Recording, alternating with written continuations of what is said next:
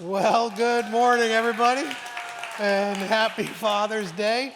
I'm here to tell you men to man up, do better, be better, and all that kind of stuff. And somebody was sent this to me earlier in the week, I think in preparation to make sure that my message wasn't that, and that we remembered something. And so, yes, thank you guys for being out here, and we do love and honor all of our fathers. And so thank you guys for standing in the gap in so many ways. So we when we were kicking off this series, we're in this series, it's called Church 101, and we've been talking about what it means to not simply go to church, but to be the church. And that's kind of the gist of it. And we've been using ideas that actually are out of mothering and fathering. We talked about it even on Mother's Day, and that's not a coincidence. We actually almost have to use language that's related to mothering and fathering when it comes to the church, because that's how God did it. He used that kind of language to describe. It's why we talk about Beacon as being more like a spiritual family, because it actually is the language that God used to describe what we are like. Now, one way to think about this is that God, had kind of created the world and set it off in motion, and we kind of figured things out, and we started forming these little family units, and we came up with all of our rules as to how families and roles and who was going to function in which way. And then God, one day when he decides to teach us about himself and the church, he says, what could I use to describe it? And he goes into the world and he sees a family, and he's like, oh, look, a perfect example of something I can use, a metaphor that I could use to describe it. And that's a neat way of thinking about it. I just don't think it's true. I think it's the reverse. I think God intended for us to understand something about himself, something about us as a community of the people of God, and he created the family to teach us those values. I think he gave us fathers and mothers and marriage and even children. The world didn't have to be that way. I think God did it to reinforce and even imprint upon our souls something very, very deep. And I think that imprint is what we often spend a whole lot of our lives pursuing, trying to figure out, what does it actually look like? In fact, I kind of get the whole idea, right? Even some churches will even call the priest father. Right, I grew up Catholic, and so that was one of the things that we did. And even I think that's misguided for a whole number of reasons now, partly because it says not to do it in the Bible. But besides that, I get the impulse. It makes sense to be able to think in terms of a spiritual family that has fathers and mothers and great uncles and aunts and keep it. I can understand the impulse, because so much of how we ought to function can sort of be captured in these ideas. And I like to really, if I were to boil it down to why parenting is such a dominant metaphor in the scriptures, I think I might boil it down to the reality that parents carry weight for others. They carry weight. It starts, of course, right away, but for the moms. They carry weight, literally in their bodies.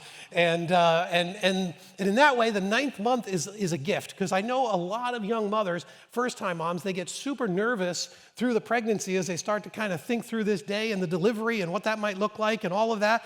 But those nerves at the end of the 9th month, all gone. They're like, get this baby out at all costs.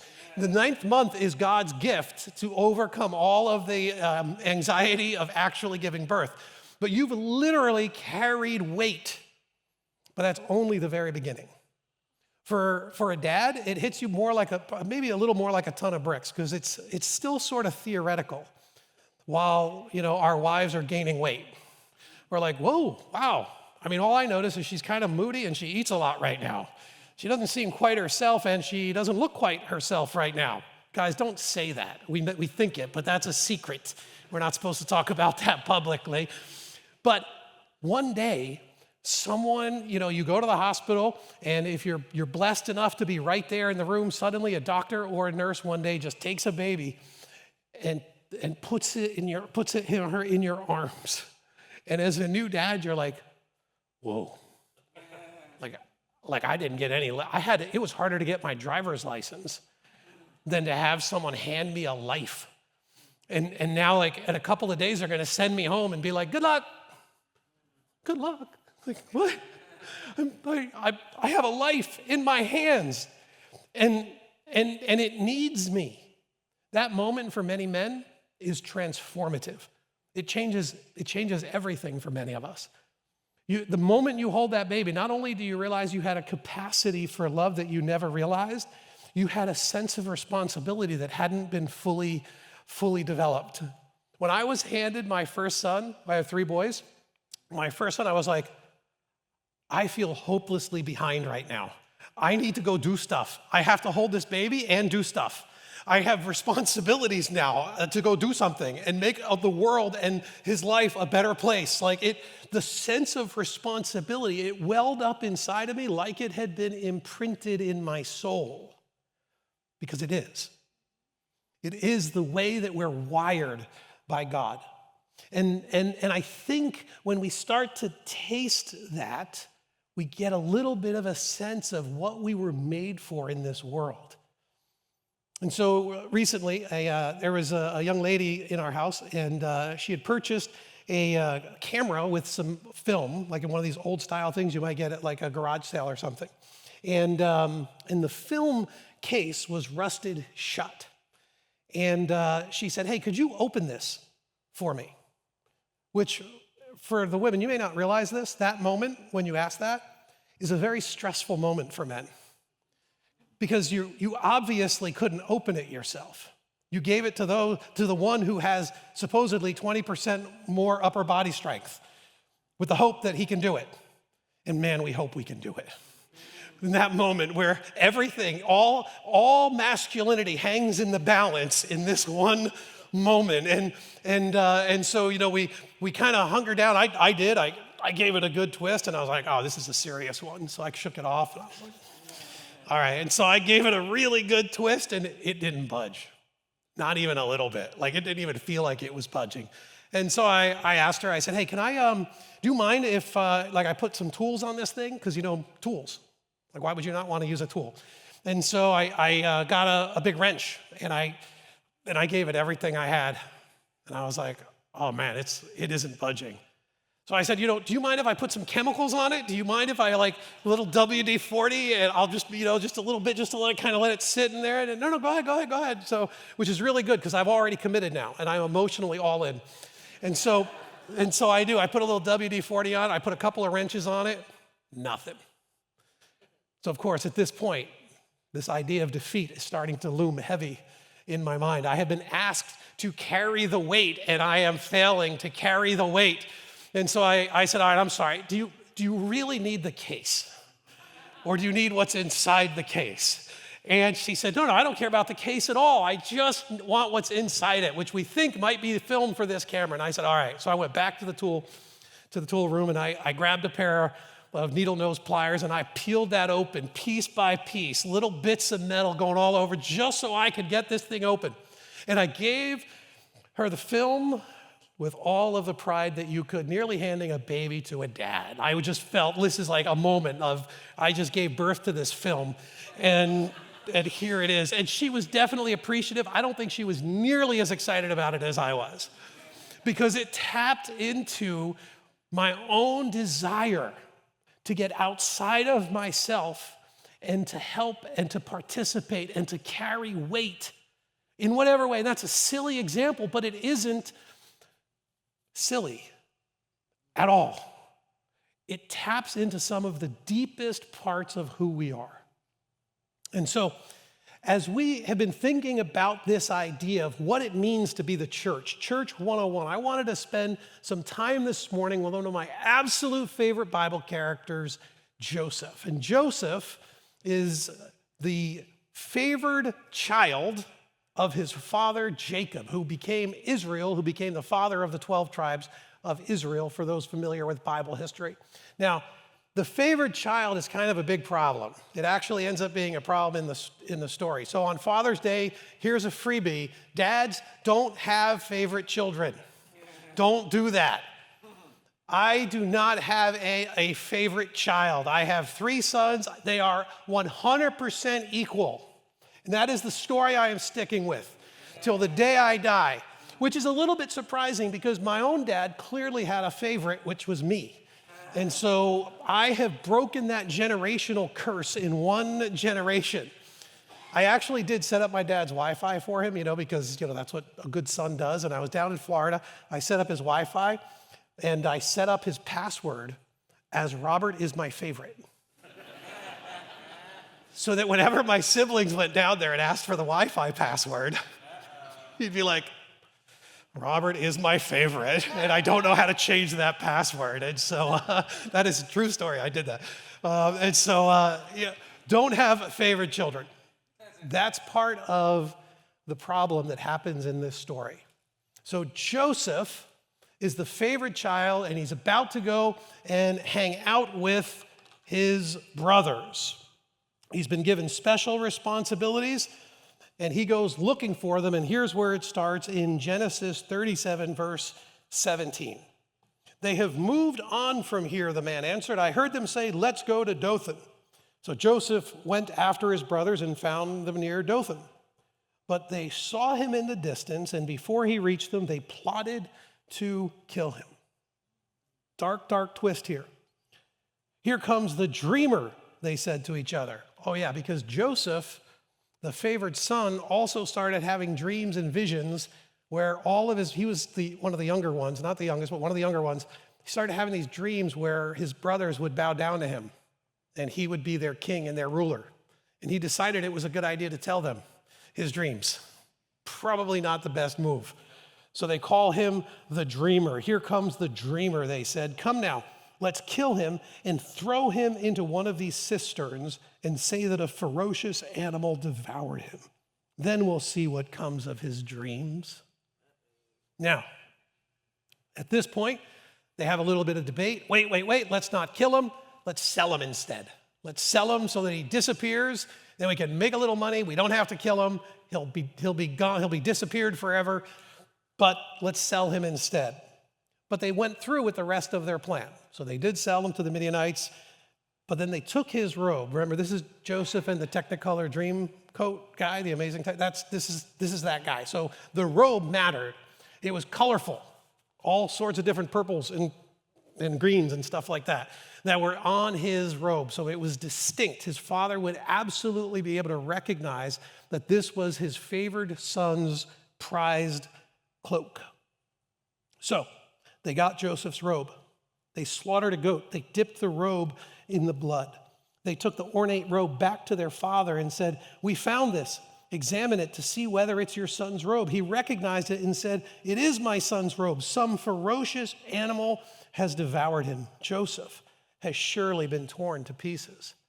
And in actuality, some ferocious animals had devoured him. Just not a ferocious animal. This is an indictment that the father doesn't even know he's making against his other sons. Then Jacob tore his clothes. He put on sackcloth. He mourned for his son many days. All his sons and daughters came to comfort him, but he refused to be comforted. No, he said, I will continue to mourn until I join my son in the grave. And so his father wept for him. Their hearts were so melded together, he could not overcome his grief. Meanwhile, the Midianites sold Joseph in Egypt to Potiphar, one of Pharaoh's officials, the captain of the guard. Now, this is chapter 37. I'm jumping over to 39. I'm only going to pop into a few narratives in the story of Joseph because it is quite long. In chapter 39, verse 2, the Lord was with Joseph in Egypt. Pretty cool. So he prospered. And that's a key idea here, that God was with him. And he lived in the house of his Egyptian master. When his master saw that the Lord was with him and that the Lord gave him success in everything he did, Joseph found favor in his eyes and became his attendant. Potiphar put him in charge of his household, and he entrusted to his care everything he owned. From the time he put him in charge of his household And of all that he owned, the Lord blessed the household of the Egyptian because of Joseph. The blessing of the Lord was on everything Potiphar had, both in the house and in the field. So Potiphar left everything he had in Joseph's care. With Joseph in charge, he didn't concern himself with anything except the food he ate. This is pretty cool. The guy went into slavery, but suddenly he's second in command of the house. Now, Joseph was well-built and handsome. Uh-oh. That's an interesting tidbit. I wonder why that one's showing up. That's probably not good news in a story that doesn't often tell us stuff like that. We're about to see like housewives of ancient Egypt here. And this isn't looking good. He was handsome and well-built. The Bible actually describes him elsewhere. He was about 5'9". He was just shy of 180 pounds, I mean. And he was starting to dad bod just a little bit, but he was handsome and well built, and she couldn't quite get enough of him. And so one day he went into the house, this is 39 verse 11, to attend to his duties, and none of the household servants was inside. She caught him by the cloak and said, "Come to bed with me." But he left his cloak in her hand and ran out of the house. When she saw that he had left his cloak in her hand and had run out of the house, she kept his cloak beside her until his master came home. Then she told him this story. "That Hebrew slave you brought us came to me to make sport of me. But as soon as I screamed for help, he left his cloak behind and ran out of the house." Joseph's master took him and put him in prison, the place where the king's prisoners were confined. He's in a pit. He's favored by his father. Now he's in a pit. Now he's sold to slavery, and now he's rising up in Potiphar's house. He's second in command of the house, and now he's falsely accused yet again, and he plummets down. Now he finds himself in prison. But while Joseph was there in the prison, the Lord was still with him. He showed him kindness and granted him favor in the eyes of the prison warden. So the warden put Joseph in charge of all those held in the prison. He was made responsible for all that was done there. The warden paid no attention to anything under Joseph's care because the Lord was with Joseph and gave him success in everything that he did. And this idea of no matter where you are and whatever the circumstances, that God was with him. And that allowed Joseph, wherever he went, to carry the weight, the responsibility of the people around him. The rest of the story. Now, this is an interesting thing because Genesis has 50 chapters.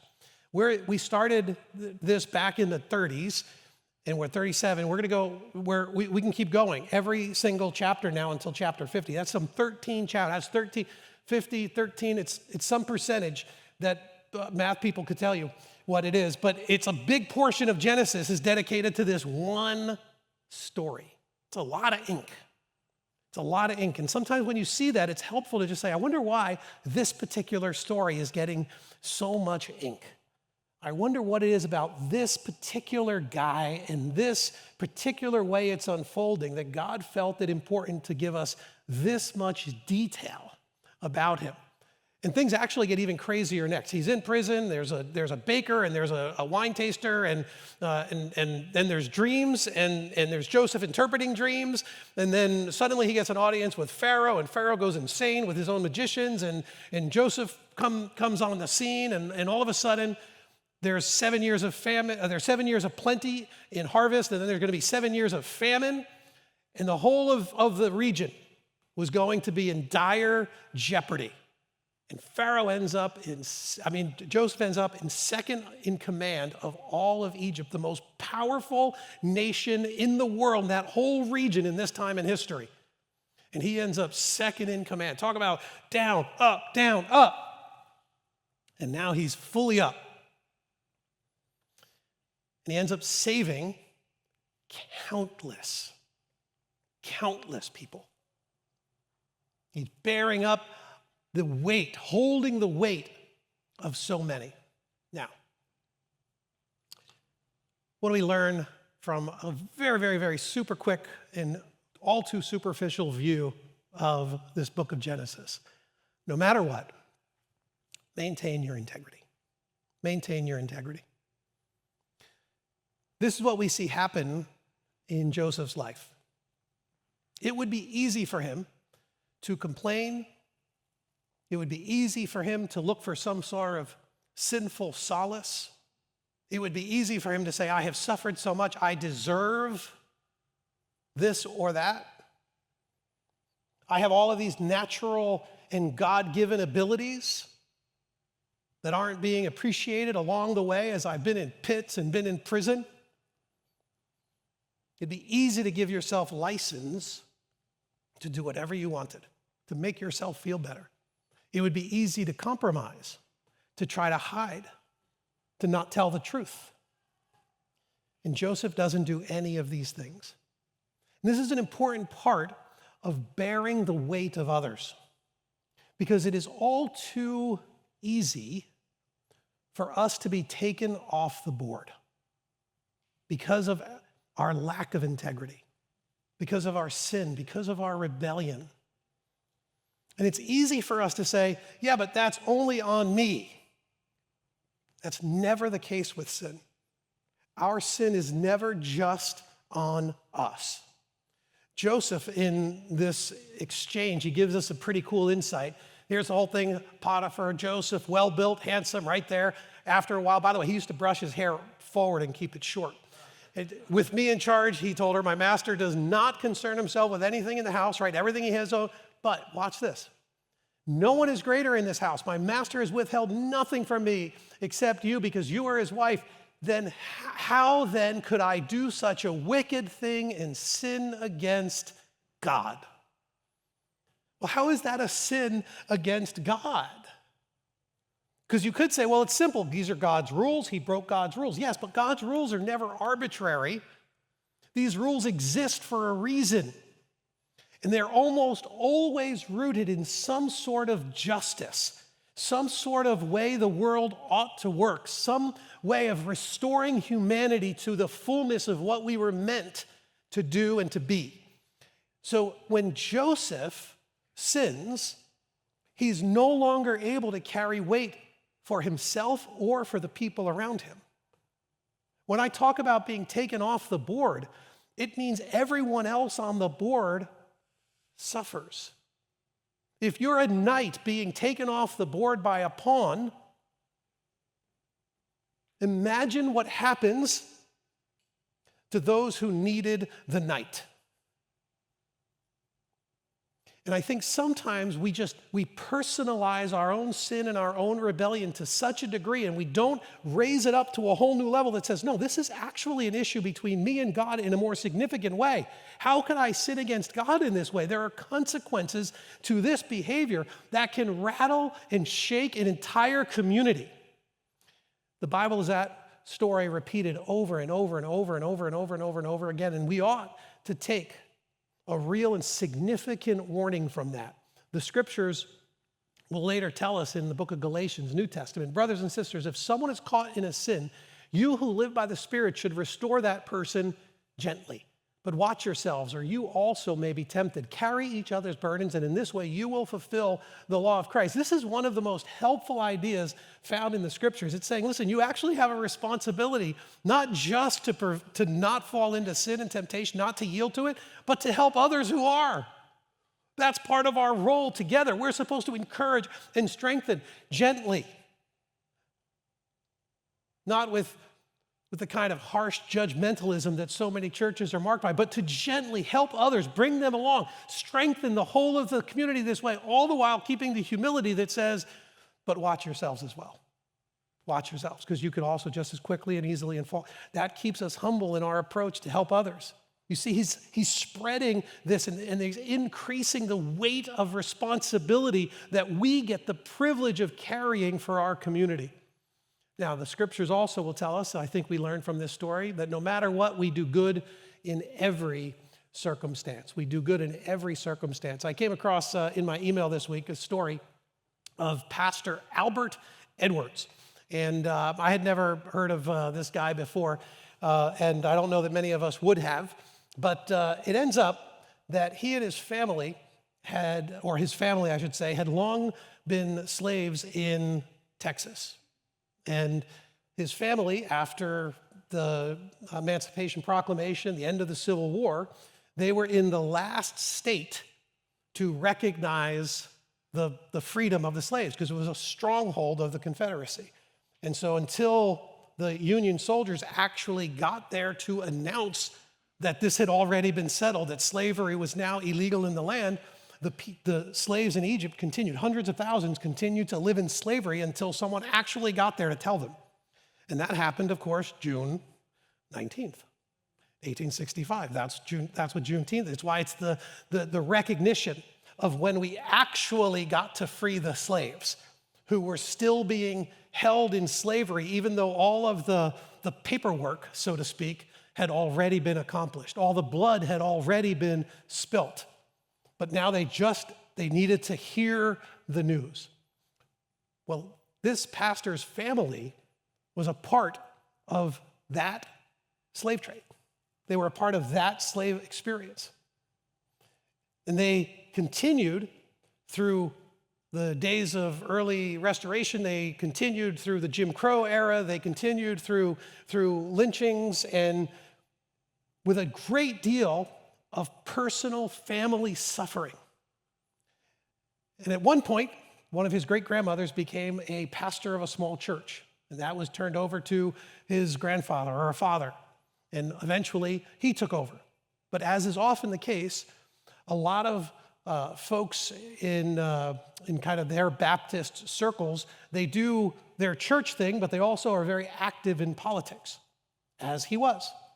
And so that actually led to Pastor Edwards ending up in the Texas state legislature, where he was continuing to fight for equality and freedom from some of the people. Now, this is now in the 1970s. And so for generations, his family has struggled. His churches have worked against racism. And by the 1970s, he was starting to be able to convince, which was predominantly a white legislature, to recognize Juneteenth, the day that the Texas slaves were freed, which he won. Texas was the last state to free the slaves and the very first to make June 19th a state holiday, which formed the foundation for our federal holiday that we recognize. To bring this kind of awareness outside of the Black community, which for generations had celebrated June 19th as their liberation day, he got to go through generations of heartache, suffering, resistance, and offer the ability to still do good. In whatever your circumstance, this is what we see in the story of Joseph. And it's what we see elsewhere in the scriptures. Let us not become weary in doing good. This is from the Apostle Paul again in Galatians. For at the proper time we will reap a harvest if we do not give up. Therefore, as we have opportunity, let us do good to all people, especially to those who belong to the family of believers. It is so easy for us to look at our circumstances, look at our own hurt, look at our own pain, look at our own struggles, and say, I'm done. I'm done. In every circumstance, never becoming weary, especially for the people of God. See, once again, we see this woven into the very fabric of the scriptures.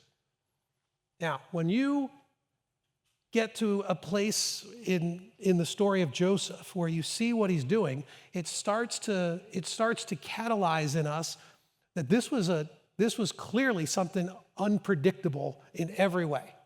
And that's often the case, meaning we don't know where any act of goodness or kindness may end. We actually don't get to see, mostly in this lifetime, that end of the story. But we get to trust, right? It was Jesus himself who said, if you offer up a child, just offer a child a glass of water in my name. We actually don't know what that glass of water does. We don't know where that story ends, which is one of the great things about continuing to do good, because the story multiplies behind the scenes for who knows how long. There was a dad, he had put his son to bed, and his son came down yet again, and he's like, "Dad, can I have a glass of water?" And the dad's like, "This is like the 5th glass of water. Like, this is getting crazy. Like, you don't need 5 glasses of water." And the son said, "Yeah, but Dad, my trash can is still on fire." And you don't know whose trash can is on fire. You don't know when you're getting an opportunity to give a glass of water, you don't know what fire is raging inside someone's soul. You don't know what heartache you're able to push back on a little bit. You're not able to always see. When you bring light into a situation, you don't know what kind of darkness that someone might really be living in. A simple turn, a simple moment could change a trajectory. That's what certainly happened to Joseph. And it can actually continually happen in our lives as well as we walk in obedience to what Jesus is saying. Now, we also get to encourage us, no matter what, to grant forgiveness. No matter what, grant forgiveness. And I think this might be why, when I read the story of Joseph, no matter how many times I've read it, something stirs up inside of me that goes a little bit beyond the coolness of the story. It feels like it's doing something a little bit deeper than enjoying a good narrative. And I think it might be tied to this idea. Because it isn't a coincidence that we get to see some of the same themes here in the story of Joseph and the same themes in the life of Jesus. There's something about this. So when you get a little further into Genesis, we're getting toward the end of it now, he says, Joseph said to his brothers, "I am Joseph. Is my father still living?" So now he reveals itself after a kind of a little like cat and mouse game that he plays with them for a little while to kind of figure out if Benjamin was okay, his other brother. And he says, "Is my father still living?" But his brothers were not able to answer him because they were terrified at his presence. Imagine that. They're like, "You're dead or a slave, but you're definitely not supposed to be the number 2 guy in all of Egypt that we just asked for help." And I can't imagine what it was like when they realized, "Oh, Dad's gonna find out about this." Like, what in the world? And they think like it had to come and hit them in waves. Like, this is Joseph, that's unreal, this is crazy, I'm dead. Dad is gonna disown all of us. We put this guy on a caravan and sent him into slavery, and we've told our dad he was dead. They were terrified. Joseph said, "Brothers, come close to me." And when they had done so, he said, "I'm your brother Joseph, the one you sold into Egypt. And now, do not be distressed and do not be angry with." He cares about their emotional state. He's not even gonna leverage it for even just one little payback, one little get even moment, nothing. He could. I would have. Like, yeah, look what happened. Who's laughing now? Remember the dream? Remember how many times you slandered me with the name Dreamer? See the crown? Like, nothing. Do not be distressed. And do not be angry with yourselves. He's trying to free them of their own emotional baggage. He's trying to speak to them in a way, and then he even gives them a rationale. Don't be angry with yourselves for selling me here, because it was to save lives that God sent me ahead of you. God? They threw you in a pit. And he says, yeah, but really it was God. It was really God. For 2 years now, there has been famine in the land, and for the next 5 years, there will be no plowing and reaping. But God sent me ahead of you to preserve for you a remnant on earth and to save your lives by a great deliverance. So then it was not you who sent me here, but God. He made me father to Pharaoh, the Lord of his entire household and ruler of all Egypt. This guy he is standing in the gap. He's carrying this incredible weight and responsibility, and he still has time to put his covering over his brothers who deserved nothing. Deserved nothing. When his father dies, the brothers go into full-blown panic mode, assuming that Joseph's only being well behaved because dad's still alive. Now that dad's dead, we're dead. The very end of Genesis, when Joseph's brother said, what if now that their dad is dead, what if Joseph holds a grudge against us and pays us back for all the wrongs we did to him, which would be, well, pretty normal in the world, if not expected. So they sent word to Joseph saying, your father left these instructions before he died. I'm sure he did. And mom, too, and all of our aunts and uncles. Everybody wants you to behave. I ask you to forgive your brothers the sins and the wrongs they committed in treating you so badly. Now, please forgive the sins of the servants of the God of your father. How they pile this on. The servants of the God, remember the God thing, important to Joseph, of your father. Like there's a lot of things these brothers are piling in here to try to make sure Joseph behaves himself. And when their message came to him, Joseph wept. I don't know why that strikes me. It's like, why did he weep? I wish I could get a full explanation of why he was weeping, because it doesn't seem like the response unless there's something in the brother's fear that provoked his emotions. If there's something in the way his brothers were reacting and not trusting and not at peace, that they were still in great distress, and that it made Joseph weep for them. And then he comes to them and he says, his brothers then came, they threw themselves down before him. We're your slaves. Joseph said to them, don't be afraid. Am I in the place of God? You intended to harm me, but God intended it for good. He's rewriting the whole of the narrative. He's being fully honest. Everyone knows what they did. But God intended it for good to accomplish what is now being done, the saving of many lives. So then don't be afraid. I'll provide for you and for your children. And he reassures them and spoke kindly to them. This is just a type of excessive emotional generosity and resource generosity. If he just said, you know what, just stay out of my face till you're dead, most of us would say, I get it.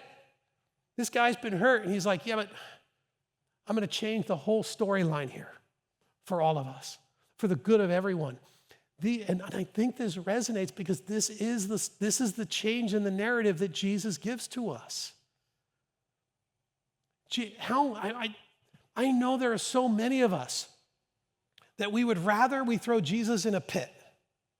We would rather make sure he disappears from our lives. We would rather he go off to a distant land and stay out of our business because we actually don't want to submit our lives to him. We don't want the favored son to actually be our king.